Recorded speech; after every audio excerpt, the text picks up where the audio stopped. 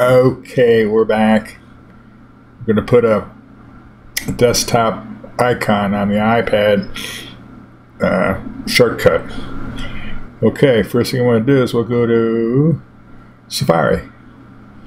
I've already got the editor.wix.com up there. You can do any web page you want, or site, or whatever.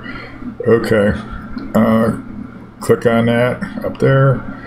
Slide down to Add to Home Page. There we go. Just click on Add. I'm not going to edit that. That's good enough for me. It does say Wix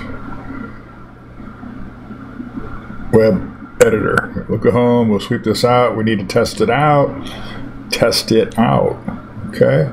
Click on it. Well, it's loading. And I think there you go. I can edit away now. Edit away. Yes, sir. Okay. Let's double click that. Sweep that out.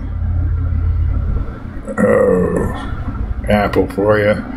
My little picture disappeared, but it still works. And we're done.